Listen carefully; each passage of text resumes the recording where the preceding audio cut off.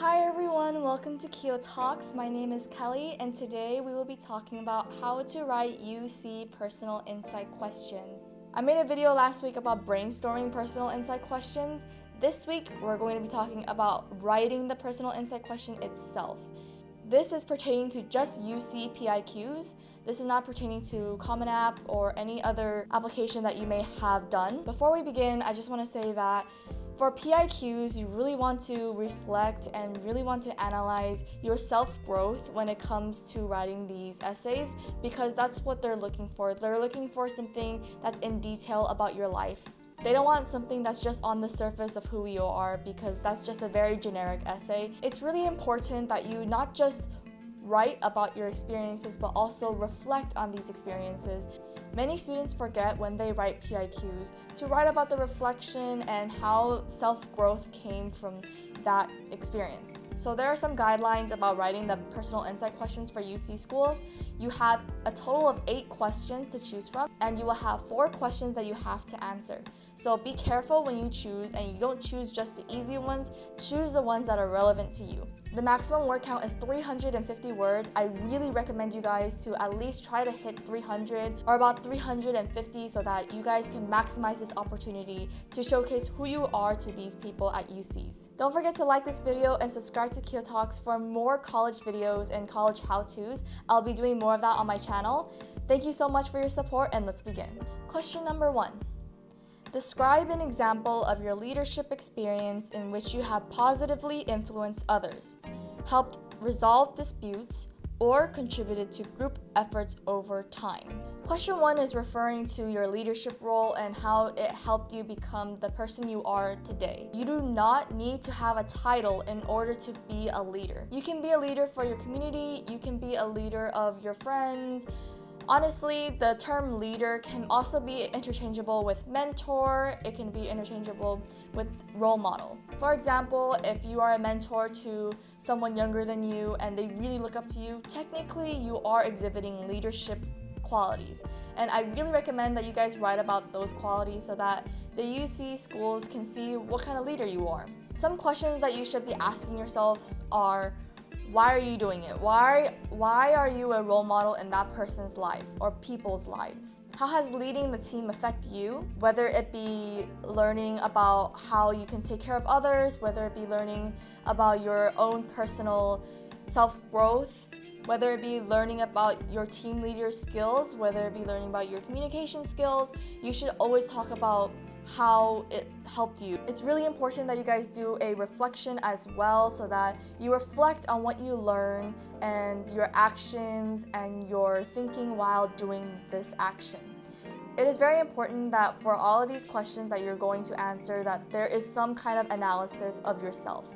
It is very, very important that you guys look deep within yourself to find why you're doing it, how are you doing it, and what drives you to do such things. So when you're writing about these answers, make sure you are including these answers to these questions when you're writing because it will strengthen your entire essay. Just a note, if you want to talk about your leadership skills when it comes to being a mentor or a role model, I think you should also talk about your maturity because technically you are letting someone look up to you. Question number 2. Every person has a creative side and it can be expressed in many ways. Problem solving, original and innovative thinking, and artistically, to name a few. Describe how you express your creative side. It is very important that you just look at creativity as an outlet for your life. If you are stressed and you find art to be your go-to to release that kind of stress, I think it's a great idea to input it into this essay. You also want to think about what creativity means to you. Everyone has a different definition of creativity. My definition of creativity is to come up with a solution to solve a problem. I'm not necessarily a very artistic person, so you also want to think about how did it help yourself. If you believe that creativity is your outlet, how did it help you? What did you realize when you are having your creative moment? Think about how your creativity led you to solve something inside or outside the classroom. UC schools really like how you can interchange your skills between your skills in your academia and in your skills outside of the whole schooling system. Question number 3. What would you say is your greatest talent or skill? How have you developed and demonstrated that talent over time? If you have an extracurricular activity that involves, let's say, music, and you have lots of awards for it, and you're recognized by it, and your friends and family really see you as that musician kind of person, you should list it here. This is one of your talents that you really want to talk about. You want to avoid saying that your talent or skill is being hardworking. Your GPA can just verify for that, because everyone who is writing these essays are hardworking individuals. It's too generic of a topic, so you have to find a way to stand out without being too generic. And a lot of students, they think about writing their hardworking stories as when they were younger, they had some kind of issues, and then they worked hard, and then they get to some place that they are now. Generally, these UC schools are looking to see other characteristics and traits that help you define who you are, except for hardworking. If you have characteristics such as empathy, you're a great listener, or you have like a great sixth sense, I think this is a great place to start writing about it, because these are some skills that other people may not talk about that often. You really want to reveal your personality here as well, because whatever you're saying in this essay reveals who you are as a person. Question number 4. Describe how you have taken advantage of a significant educational opportunity or worked to overcome an educational barrier you have faced. This question is a little tricky because not everybody will be able to have an answer for this. So first of all, a significant educational opportunity does not mean you sit in a classroom and you pass an algebra test or a science test and then get an A, and that's your significant opportunity and that's how you grew. I don't suggest you writing about that, because that is so generic and no one really wants to read about that, and it's really, really dull. Your grades will speak for themselves, so you do not need to talk about how great your grades are either. And you do not need to talk about like your different coursework, the load of coursework that you have. It will show on your transcript. If you are suffering from a low GPA or low test score, this is a great place to talk about why your test scores or your GPA is low.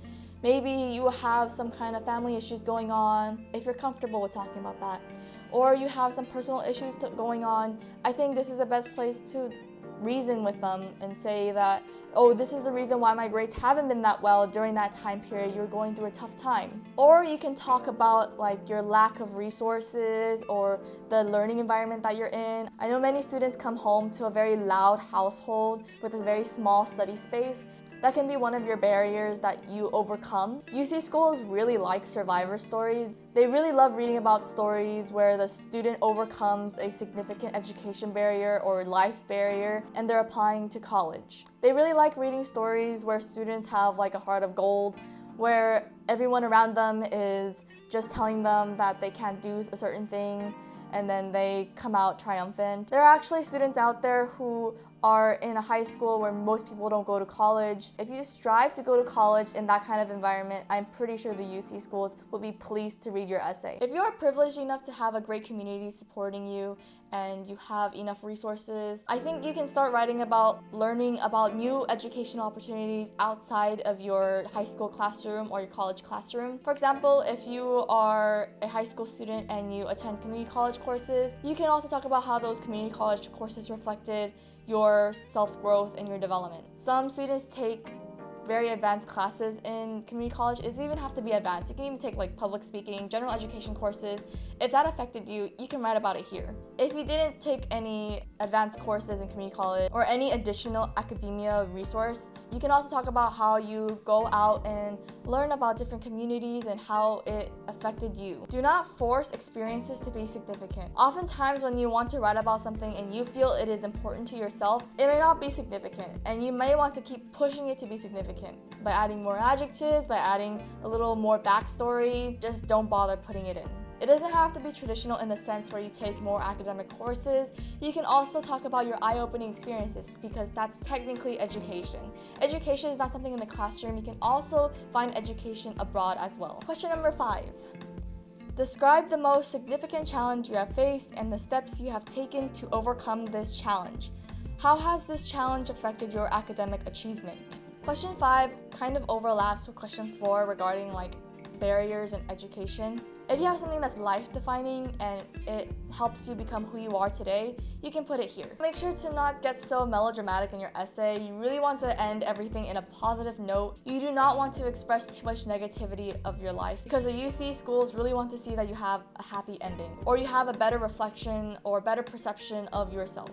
You should try to pick something that represents your growth. For example, if you are doing public speaking or debate club and you are not good with public speaking, then that debate team or like the debate tournaments, you can also talk about how that actually helped you become a better public speaker. All in all, it actually helped you confront yourself of your fears, and that's how you overcame that barrier. Also, if you have a super challenging life, again, with step 4, let's say you have very limited resources and a very loud household, your social environment is not that good. If you overcome that barrier, this will also be a good place to put it. But remember, do not be repetitive when it comes to answering because there are so many things to write about when it comes to yourself. You shouldn't have to recycle everything. There are so many things going on in your life that you should be able to talk about yourself. Realistically, not everyone will overcome negative challenges. If you are still in that negative challenge, you can write about how your perception of that negative challenge changed. Remember, try to end everything in a positive note. You do not want to just end with negativity. Question number 6. Think about an academic subject that inspires you. Describe how you have furthered this interest inside and or outside of the classroom. You can see this question as, what is your favorite subject and why? You want to ask yourself, why does this subject matter to me? Chances are most of these answers are kind of generic, like science matters to me because I get good grades and I want to become a pre-med.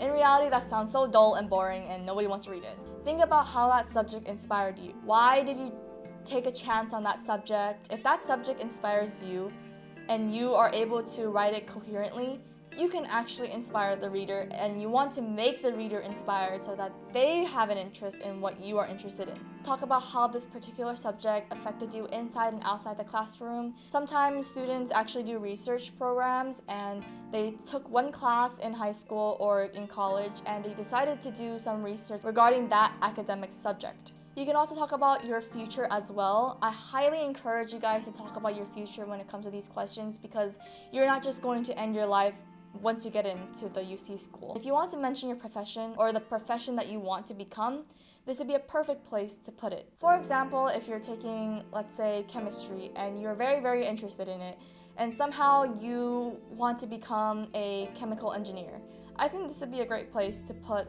why you chose chemistry and why it affected your decision to become a chemical engineer or why you want to go into this industry. It is very important to talk about your future goals and aspirations because they're looking at you as a whole person. If you are more well-rounded, the likelihood of acceptance is very high. If you are inspired by this course, what are you going to do when you go to UC campuses? Are you going to continue with this course? Are you going to add on to this course? Are the UC campuses giving you the opportunity to build on the coursework that inspired you? Question number 7. What have you done to make your school or community a better place? Many of you guys are volunteering to get some volunteer hours to make you guys seem very well-rounded, which is fine. That's good on like a resume or something, but did it really affect you? You have to think about that. For example, if you help out for your Kiwanis for the Rose Float and you do that every year, what significance does that hold? Probably little to none. You really want to pick a community and find out its problem, then address how you are the solution or how you are a part of the solution. You really want to stay away from coming out as a savior kind of person. Focus on the fact that you found a community and you found a problem, you are trying to identify a solution and you are trying to work towards the solution with other people in a team. It can be yourself, but you really want to showcase that you are a team worker as well and that you really care about the community. This may also come out as one of the harder questions to answer because a lot of you guys are struggling to find out which community that you guys want to identify with. If you do not have a good answer to this question, I really suggest that you skip it. If you really love community service, then this question is definitely for you. For me, I really do love community service, and I actually served for a long time while I was in community college. I served for like 2 years, and it was continuous, and every single community event that I've done has actually impacted my life in some way. So I actually shared my community experience, and it was really easy for me to answer this question. Question number 8. Beyond what has already been shared in your application, what do you believe makes you stand out as a strong candidate for admissions to the University of California? I highly recommend you guys to answer this question because it is the question where they explicitly ask what makes you special. If you have a really good essay elsewhere, for example, another application or your Common App or some other school that you apply to, and you really like that essay, I really recommend that you put it here. So going back to my previous video, I also talked about brainstorming. The importance of brainstorming is to describe yourself in different words and adjectives so you have some idea of what to write about. I hope that in your brainstorming period, you really looked into who you are and the qualities that you're describing yourself and what you want to share to other people. By the time you get to question 8, you can talk about the qualities that you haven't talked about already. Since this question is very general and many students do not know how to tackle it, I suggest that you guys come up with a prompt yourself. For example, if your quality you haven't said yet was a great listener, this can be a great place to put it. You can actually talk about it here and your interactions with people and how you build networking skills and connections with people by being a great listener. Do not forget to reflect. You have to reflect and give an analysis of your thought process, why you chose to be a good listener, how does it affect you, why is it relevant to you. Last but not least, we have the transfer required question. Now this is only for transfer students, and if you're applying as a high school senior, you do not need to worry about this. The required question states, please describe how you have prepared for your intended major, including your readiness to succeed in your upper division courses once you enroll at the university. This transfer question is targeting your academia. You want to show what a great student you are to these UC schools because they really want to retain you so that you don't drop out of the schools. They really want to know if you can continue your education with upper division courses. When you're in community college, things are a little bit easier for you and the process is a little bit more simpler. But once you go to UC schools, you're in quarter system, except for Berkeley, and their courses are more rigorous and fast-paced. If you are a good student, you have B's and A's, you can talk about how you maintain those B's and A's. What did you do to maintain that kind of grade point average? And you can also talk about other qualities that you exhibit to help your personal growth and how it will help you in your future profession. If you have a low GPA in some points of your academic courses, and then you have like a higher GPA and it just grows exponentially, this is a great place to talk about it. You can talk about how your GPA grew exponentially. You can also talk about how you started taking academics seriously or something along the lines of that. Always include your self-reflection and your analysis as a student. Okay everyone, that's it for today's KeoTalk. I really hope that you guys start as early as possible to give you guys more time to think about what you want to write about. Comment down below if you have any thoughts about these questions. I would really love to hear from you. Don't forget to subscribe to KeoTalks. I'll see you guys next time. Bye!